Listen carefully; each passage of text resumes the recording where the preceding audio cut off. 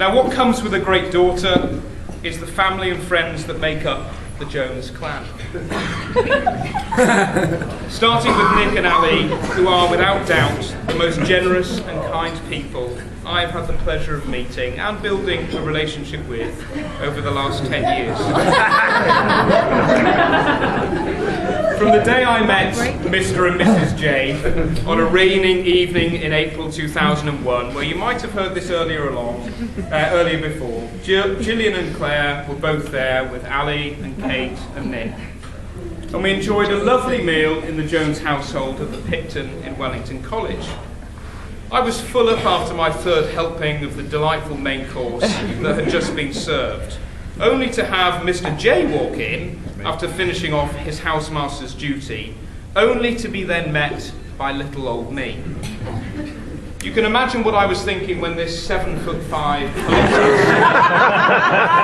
was towering over me and saying, "Well, what have we got here?"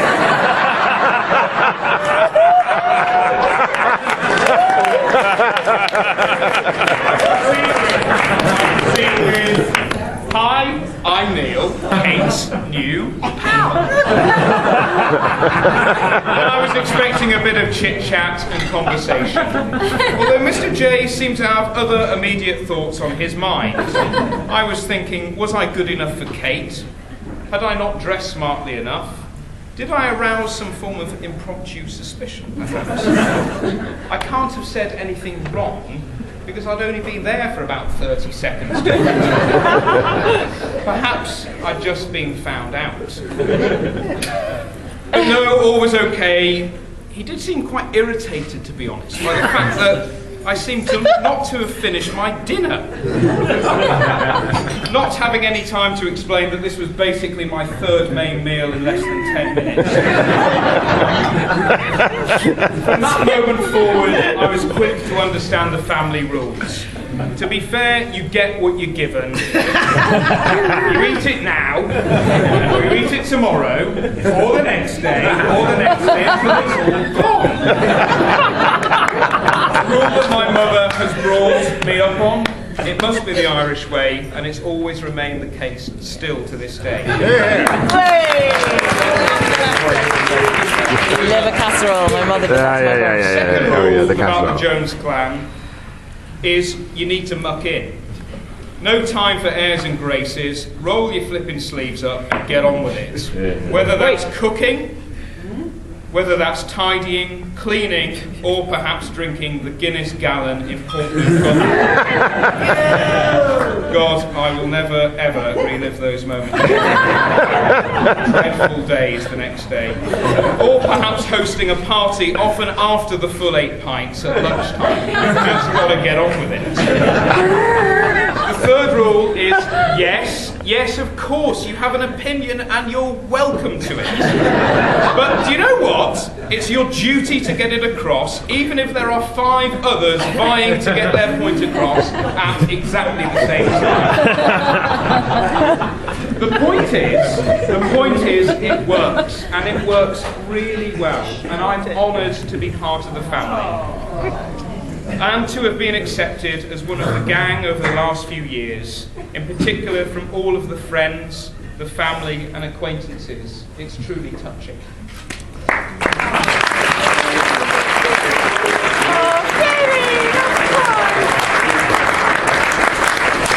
From the day I met you all, I realised why Kate has turned into the truly fantastic individual.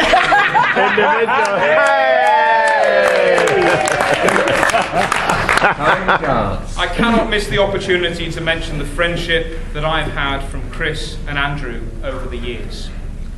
To have 2 brothers, to have treated me like a brother, and to have looked after me in the way that they have done over these years. Oh, you proudness. Including difficult moments, for example, by putting a protective arm around me on my stag weekend, which involved wearing just an adult-sized nappy and a pair of brown brogues around Bournemouth just a few weeks ago, only to be surpassed by a all-in-one lycra pink leotard the following day.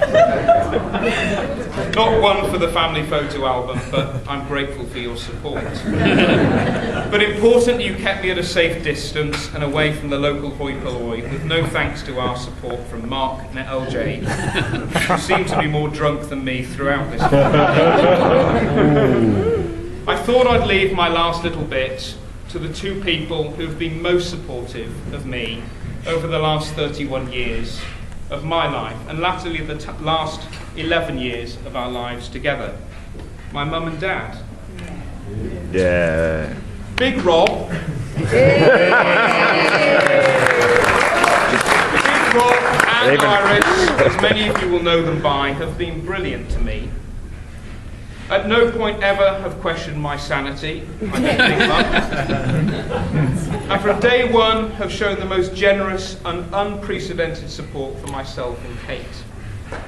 What my mum and dad have done for me and the chance that they have given me in my life has gone well beyond the duty of care, and I love them very much for this. Not once have they allowed my feet to leave the ground, and from the rainy days where I might have been playing a midweek 4-15 rugby match away, to driving me all over the country from one event to the next, and dropping me off at airports to go from one country to the next, they have always been there for me. To have two parents who I can turn to at different junctions of life, whether it be work, pleasure, for advice and guidance, is amazing. And I would honestly be lost without that.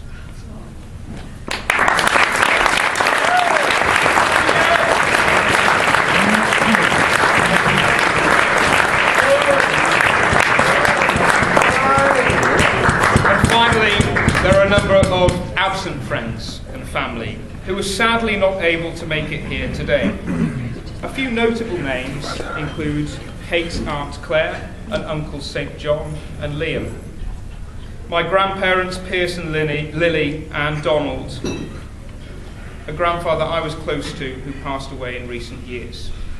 Although I did not know all of these people, what I do know is that they would have been more than proud to have seen all their friends and family together, celebrating as one, under one roof. So please could I ask you to stand and raise a glass to absent friends.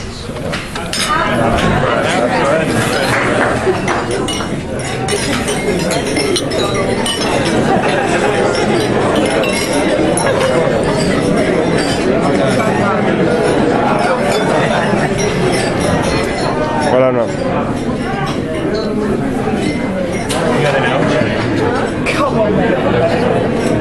Can I just say we haven't had the Queen's speech, so jackets on.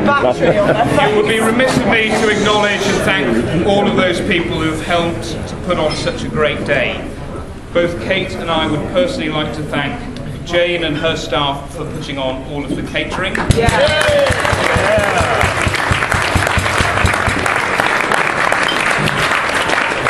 Heather for all of the wonderful flower arrangements you see.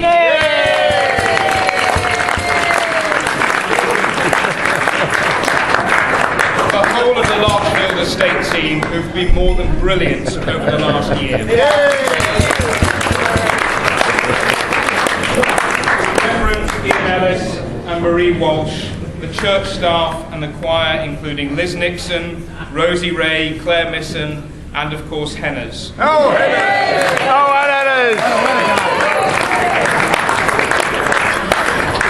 Greetings from my sister Kira and our great friend Joe Milton. You were brilliant.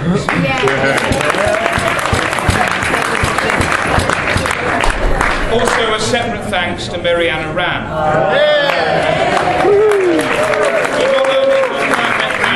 Traditionally custom fitting the wedding cake with such a wonderful set of accessories.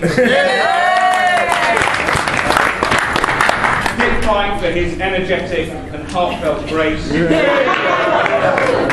And most importantly, to Mr. and Mrs. J, and of course Kate, who have put so much effort into today. Some stressful times, but I'm sure you'll agree it's all worthwhile. So, today would not have happened without the energy and efforts of all, but please do remain seated. But could I ask you to give everybody a huge round of applause?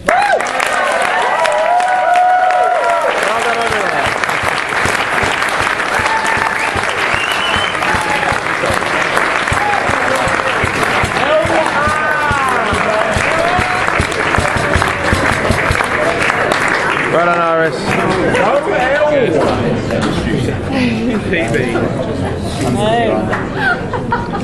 Just getting a bit of Iris in there.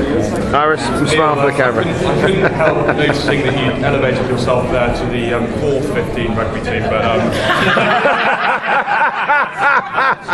to let that one pass. Just before I introduce the best men, I just want to make a polite request. Please only laugh at Mark's jokes. Do not laugh at his unusual syntax, his unsightly cauliflower ears, twitch. So with that in mind, I introduce the best men, the Fat Man Soden and LJ, the man.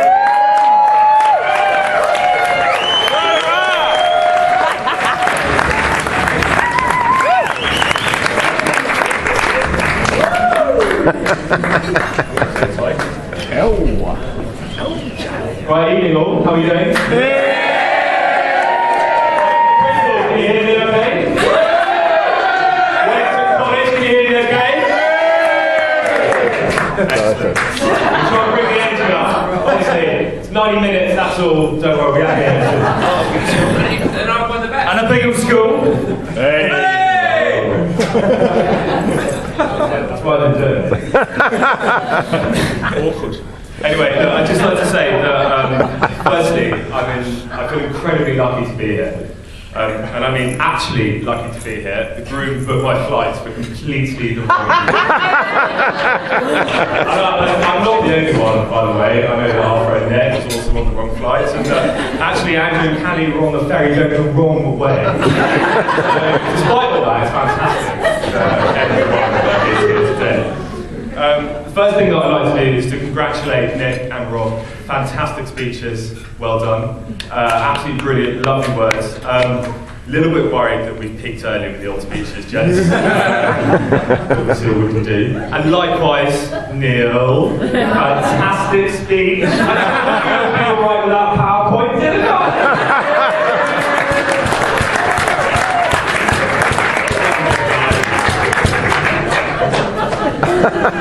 Evening, ladies and gentlemen, I'm Mark. I'm Neil's big mate from school. Firstly, I'm, much like LJ, I'm absolutely honoured to be here today. Neil's my best friend from when we were 16 years old. We first met up again, but more about that later. A huge honour to be here in front of you all, with all of your nearest and dearest. You've made a wonderful selection, Neil. There have been some interesting selections in the past. And some interesting girls, but Katie, you looked absolutely amazing today.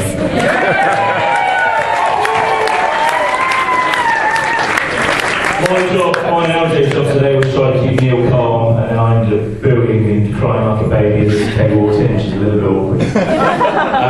I think you'll all agree that Neil and Kate are simply a phenomenal couple.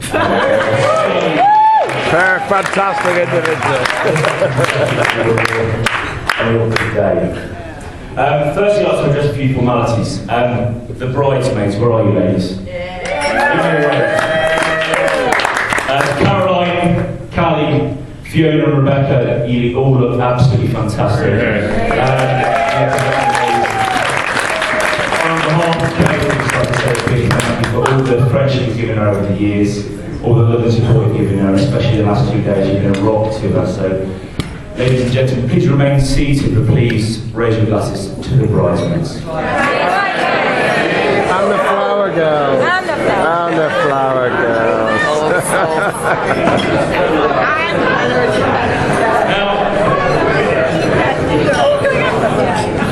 Now, of course, the bridesmaids look fantastic. Kate Sawyer looks phenomenal. However, there's one lady here that has always stolen my heart since the age of 16. It isn't my newly married wife, the lovely Daisy. It is in fact Iris. very own blushing and beautiful Iris Sawyer. At the age of 16, I was always bossing this big, beautiful Irish lady. And will always be my baby girl.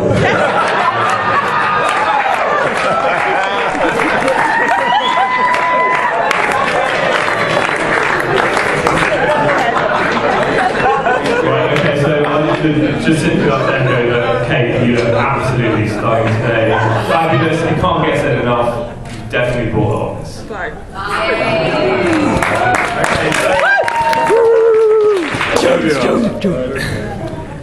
So some of you may not know, but I've actually been friends with Kate for longer than I have Neil. And I have to say that this is a little bit of a treat for me because I'm with Kate and I'm talking to friends and I haven't been teed up by her absolutely favourite line, which usually goes something like this. Oh my god, literally, funniest story ever. LJ, you take it. Basically pressure's off as far as I'm concerned, which is all good. Now, I had a whole kind of 3-minute bit to go to here talking about Kate's love of celebrity and ending with the Mick Jagger story, but that's now completely off the cards. So all I will say about Kate is that she has been one of my very, very best friends for a very long time. I absolutely love you, honey, and I wish I had another story to roll off for everyone to laugh at, but you're going to get away with it like this time.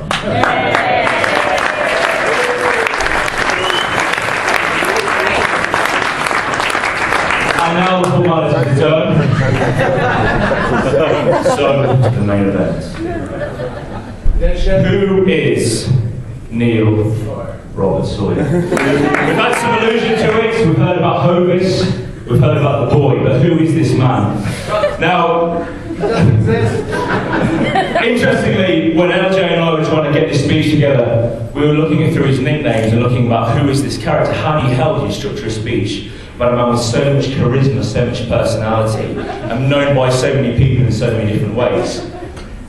We deliberated long into the night. The man with more nicknames than Muhammad Ali, but he is a huge starter. Hovis. The boy, Hovey, the ginger ferret. Hovis Warburton, Warballs, Ronald Weasley, Wolverine, the ginger pig. The list is literally endless. But what we quickly came to realise is that there are only really 3 names that you need to properly understand the very distinct sides of the group. There's Boy, the tenacious, playful ferret. There's Hovis, the fun-loving, Glastonbury-going, semi-professional dancer. And then there's Neil, the workaholic corporate mogul, the masters in business. Now, what occurred to us was that all of you will know at least one of these characters. Many of you will probably know 2.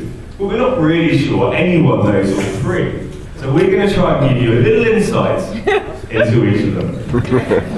So, ladies and gents, it's my task to present the first strategy of the life and times of the boy Sawyer, entitled The Ferret and the Pig. Now, ladies and gents, we are all, and you're all very, very lucky people, we're all witnessing wedding history here today. Neil Sawyer was the first man in wedding history to be both a groom and a page boy at his own wedding.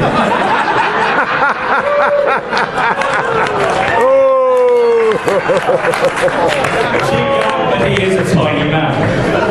Now, I'd like to take them all back, way back in history, to the date the 31st of August 1997. This was my first day at Uppingham School. I was 16 years old.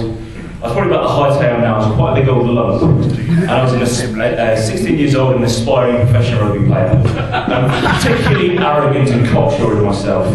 This was soon to be knocked out of me by the most unlikely of characters. The 31st of August 1997 was also a very grim, tragic day in British history. It was actually the sad day that Lady Diana was killed in a car accident whilst being chased by the paparazzi.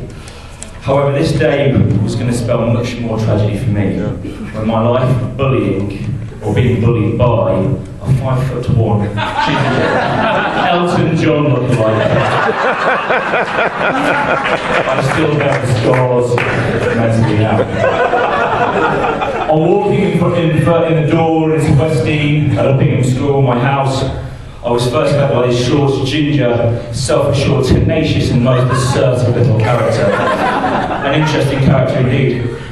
After a number of questions in the Spanish Inquisition, the boy saw as soon as attained that I was a keen sportsman, and therefore he was keen to assert himself also as an elite sportsman. Clearly, I understood that he had some physical impediments. He was in fact an elite school sports captain. Not of the sport of rugby, of football or of cricket, but of course that titanic, Spartan sport that is golf. Now, the speeches that I've got before have alluded to some of Neil's qualities. A phenomenal man, hugely driven, an impressive character. Not of stature, but of course of status. The great Samsung business general sayings. Now these qualities were, of course, developed very early in life. I thought LJ and I would bring some of these stories to life in a couple of bits and bobs.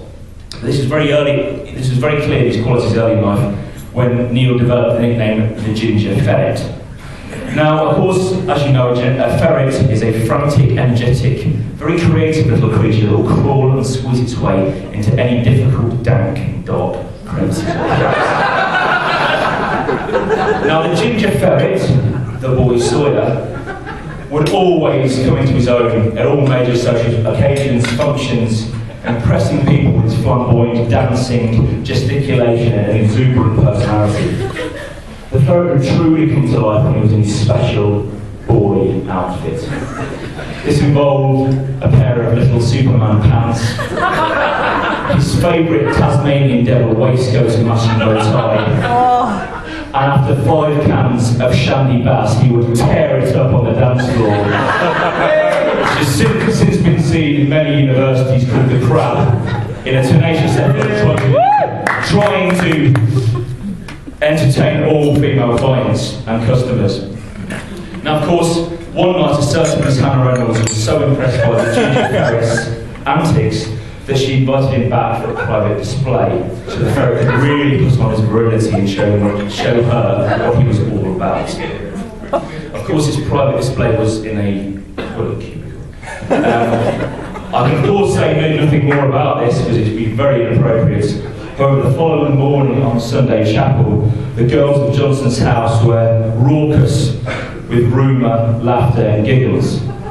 The boy Sawyer, or the ferret, had now become a sidewinder.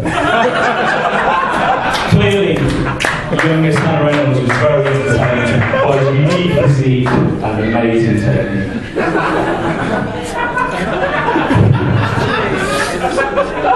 Now, anyone will know he was a man who was extremely charismatic, full of energy, magnetism, charisma, and he's very infectious. This, of course, breaks down all cultural barriers and language barriers. I've known, of course, Neil since I was 16, and Fergus, the MC tonight, and I and Neil have had the pleasure of travelling all over the world with the boy Sawyer. We've been to the Arctic Circle, to Vietnam, all over Europe, and most importantly, we've been to Everest Space Camp back in 2005. We did a charity trek, raising huge amounts of money for charity, and somehow most of those prizes went on Rob Sawyer's wall. Including a series of football shirts. We were a group of 10 Europeans, guided by 30 Sherpas. So for those of you who don't know them, the Sherpas are the guys that carry your bags, the guys up Everest. They're the small guys, very tenacious. And Neil, of course, instantly wowed the crowd. With his little crab dance, his gesticulating, his acting the fool, he soon won all of them over, even though they didn't speak a word of English. They were so impressed with Neil that they developed a very own chant for him. So every time Neil walked in front of the group on this trek, for 6 hours a day, Neil would take the lead, and all the little Nepalese men would shout, "Samu Sangru! Samu Sangru! Samu Sangru!" in a real energetic way. They absolutely loved him. He was the leader of the tribe. And Fergus and I were amazed by this. What the hell is going on here? They must respect him so much. Maybe Samu Sangru must be a name for a tribal leader, or a great man that leads the pack. Well, then, you all know why. I don't think so. Of course, at the end of the 2-week trip, after a few beers, I was talking to the lead chef, and I said, well, what is this thing, Sammy Sunken? Yeah, last day. Why do the guys respect Neil so much? What is it about him? I know he's charismatic, he's got energy, but what is it about him, Sammy Sunken? And sadly, after a few more beers, he was reticent about telling me, but he simply told me that it meant, go, little pig, go.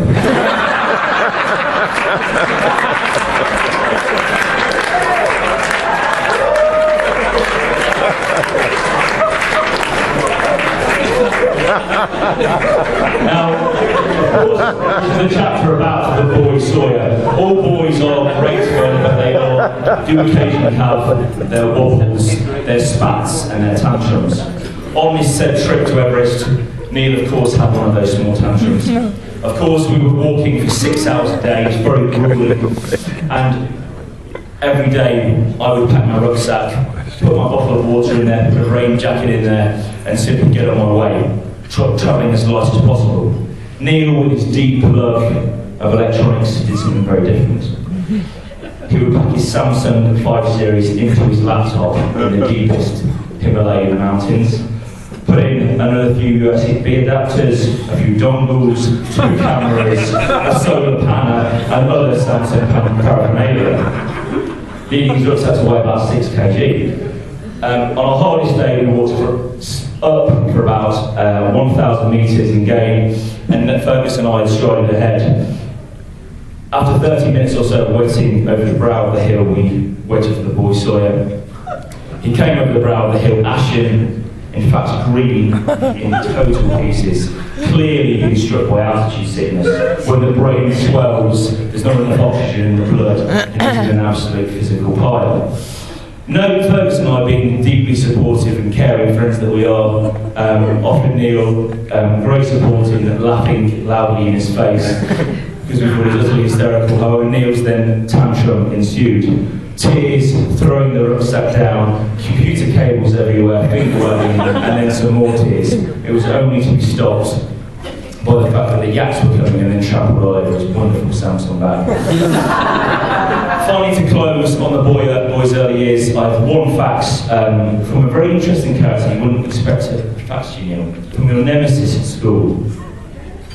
One of the guys, sadly not Mr. Bubbly, but one of your greatest rivals. Dear Neil, I thought I'd send you a message to bury the hatchet on your special day.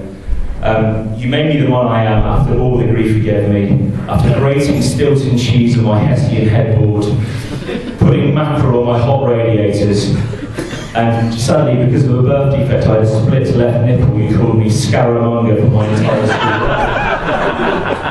But I think it's made the man I am. All the best, Steve Perry.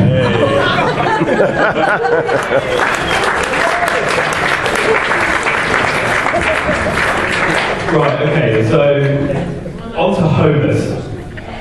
Now, I didn't really know that Hovis' name is Neil Sawyer for probably 6 to 9 months when I first met with him, because all we knew was Hovis. But I think my first proper encounter with Hovis was at our university freshers' ball. And it was here that many of us witnessed a display of one-on-one dancing with a very lucky lady. So special that despite a now long and glittering CD of dance floor triumphs, I don't think it's ever quite been matched. I've never quite seen someone so into it. And actually, I was only really semi-joking when I referred to Hovis as being a semi-professional dancer. There was one particular evening, a particularly vodka Red Bull fueled evening, in our favourite port, Steam Rock in Bristol. Yeah! Oh, yeah. When we started heading to the dance floor, and the usual space that was afforded to us, and by us I do mean Hovis, had been severely limited by an incredibly serious looking chap who was busting out the moves as though his life depended on it. Now, what was a young buck like Hovis to do? Well, of course, the mother of all dance-offs, indeed. I mean, this thing went off the hook.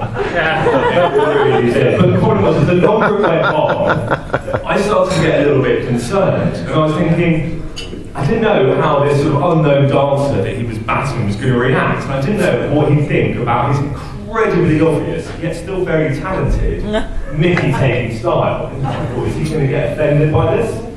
Fortunately, nothing could have been further from the truth. And as the sort of battle drew to an end, and this chap came over and gave Homer this big, sweaty man hug, he started to say a few things into his ear.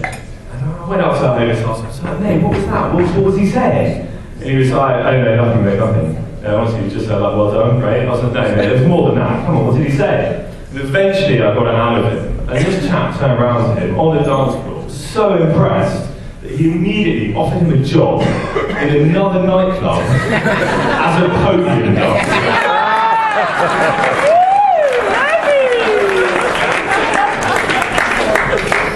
Now, Hovis did play hard, and when I say play, he danced hard at university. He worked really hard as well, but he definitely liked to play hard. And he liked to look good doing it too. I mean, there were the hours spent at David Lloyd. Whether it was in the gym or chilling out in the sauna is a little bit up for debate. But then, of course, there was the fake tan.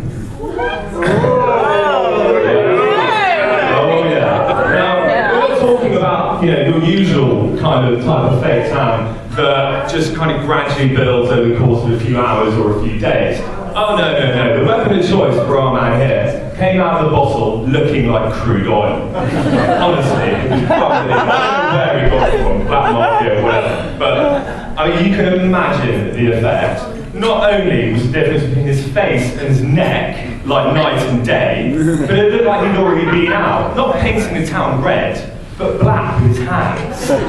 Honestly, it was just something else.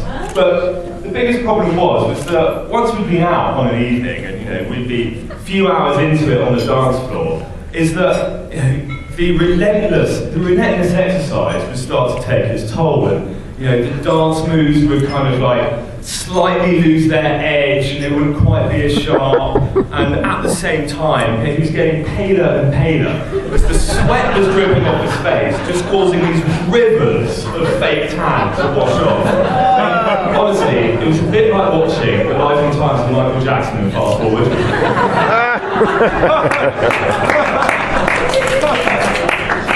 Now, our friend Hovis has always been a very adventurous type, and as such has picked up a few bumps and bruises along the way. And one of the bumps occurred when a friend of ours, Henry, who's here tonight, decided to come and visit us up on his scooter. So up he chuggles, up to Hawthorne, Bristol, which is a little bit out of the way. And we all called outside, "Hi Henry, how you doing? Nice to see you." Neil, I can see out of the corner of my eye, is eyeing the road. And he's looking and he's thinking, oh, I'll tell you what, this is a perfect test track for a novice scooter rider, isn't it? Oh, definitely. So, with the sort of confidence that only Hovis can muster of someone who's been riding a scooter since he was 12 years old, bolts up to Henry, grabs the keys, and goes and gets on the scooter. I'm pretty sure, to be fair to Henry, that if he'd known that Neil had been nowhere near a scooter in his entire life, he would have been a little bit more reticent about handing over the keys. But anyway, what he gets, cheeky little smile. Need a helmet, Neil? No, don't worry, just go down the road and back, mate, it's fine. Yeah, climbs on the scooter, turns around, gives us a cheeky little look, talks about Hovis, smiles, like, yeah, I've got this. Oh, this is all under control. Turns the engine, and off he goes. Immediately loses control of the front end. And the image that I have in my head of Hovis weaving down our road in Bristol, legs flaying about like a toddler's first go on a balance bike, as he gets to the end of the junction, bolts straight over, mounts the curb, and into a garden wall. Will literally live with me forever. Unfortunately for all currents, just so you know, this was all played out at speeds barely above walking pace. So no real damage was done, except to possibly Henry's moped and definitely Hovis's ego.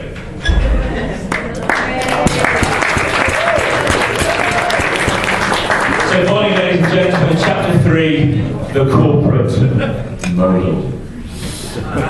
Now, we all know Neil's a hugely successful businessman, the head of sales of Samsung Europe, no doubt.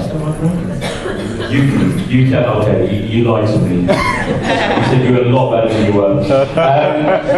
Neil's career goes from strength to strength, as is his ability to talk utter bollocks. Neil is a deeply and highly driven man, often also highly cringeworthy indeed. And of course, Neil working for Samsung is Samsung's Oh no. answer to the very own David Brent. I paused there.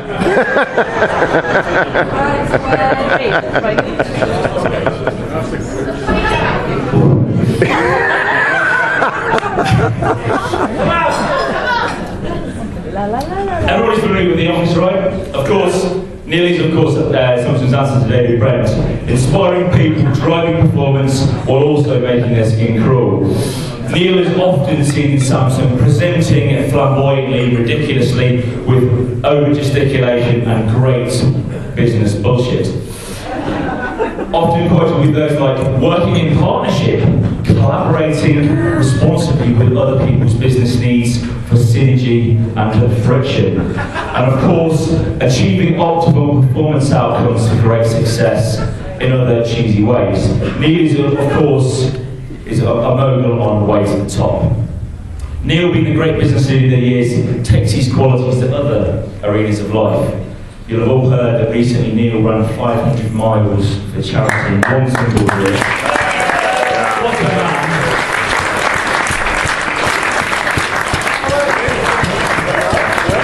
And most recently, he climbed the 3 peaks in 24 hours. Okay.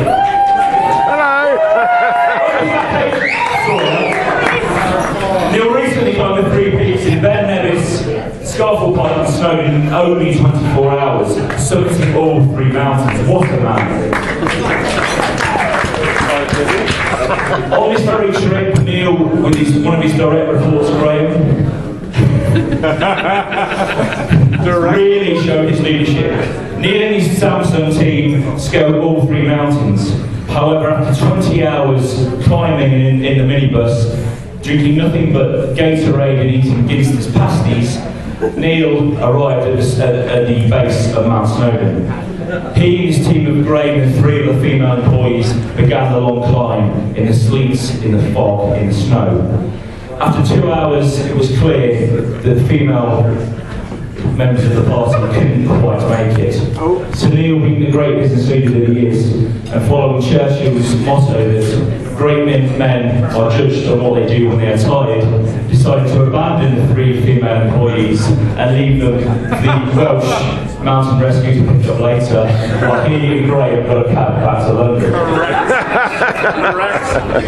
Neil, of course, takes business leadership to his relationship with people, regularly bringing the corporate world into the house and sometimes the bedroom. Whoa! Whoa!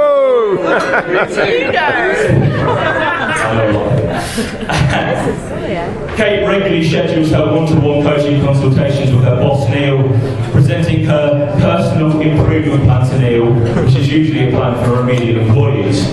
She reports back to Neil on key things such as home economics and admin, her ability to iron Neil's 30 in check shirts, and also her element of sexual attentiveness. Finally, the day has come when Kate is seen as a truly high performer and got a ring on her finger. Neil now has elevated her to the role of truly fantastic individual, and she's now on her way to the top with him.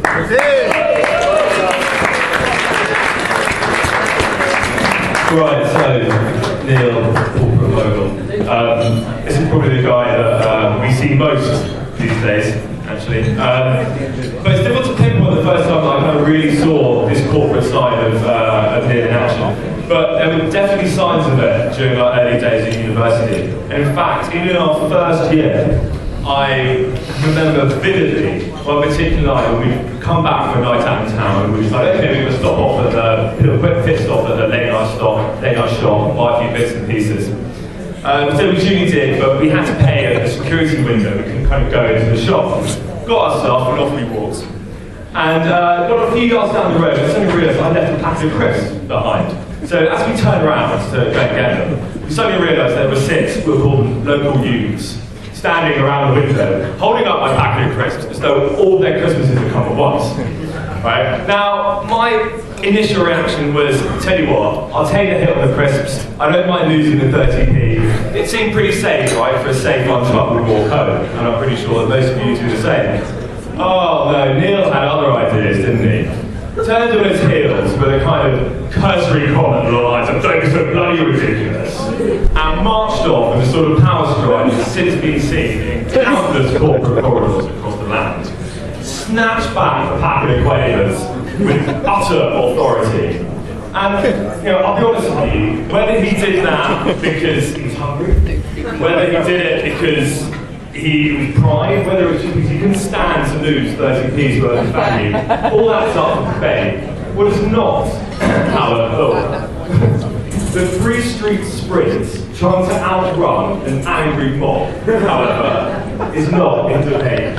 Nor was the self-survival instinct kicked in for our hero here, as he leaving me slipping and sliding down the road in leather soft shoes like Bambi on ice. So, even then, we've seen the power strides starting to develop. We've seen that kind of every man for himself instinct. But the other thing that being developed was the theory of competitive advantage. The realisation of the value of being better prepared than the next person. And the most daunting example of this was, again at university, when we'd all had a few drinks, piled back to the house, and we had a load of water pistols floating about. And the inevitable happens, a few drinks, big water fight kicks off.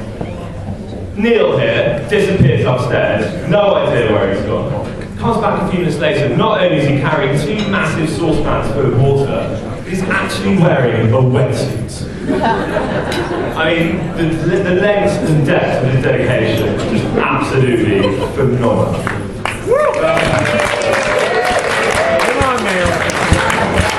Well, Neil, you're a fantastic individual.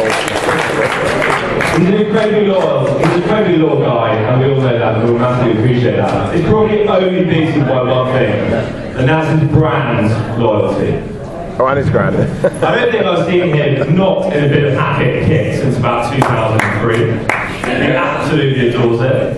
But technology is really where it's most evident. And actually, during his time at Hewlett Packard, he once turned around and said to me, mate, if you cut me, I bleed HP. I mean, he's properly his brand, so I'm low enough to say it just sounds good now. Absolutely. Technology is the second greatest love of his life. I cannot tell you the number of times when he's gone to his room to work. I've wandered past a couple of hours later, the door's been open, the telly's been blaring, and there he is, a little tyke, all tucked out, lying on his bed, fast asleep, literally cuddling his laptop. He really does love it, but he's not always been his friend. And actually, we always like to see how far we can push Neil on email. You know, he has a very big corporate job, and he has a very he gets a lot texture on email. But there was one particular occasion that is absolutely my favourite. Neil was at work. He was in a big meeting room holding a working session with a whole load of colleagues. He had his laptop plugged into a projector, and up popped the email notification bubble from Peter Mansell-Jones to Neil Sawyer. Subject, Friday night, in big red bold letters for the entire room to see. Font size 72. Font size 72, thanks Pete. Oh, thanks Hobie baby, love you, Pete. Kiss, kiss, kiss. I'm not quite sure you've even forgiven him for that yet. We've got 2 minutes left on this. So finally, ladies and gentlemen, LJ is shortly going to wrap up, and we're going to get on to the party. Yeah, I mean,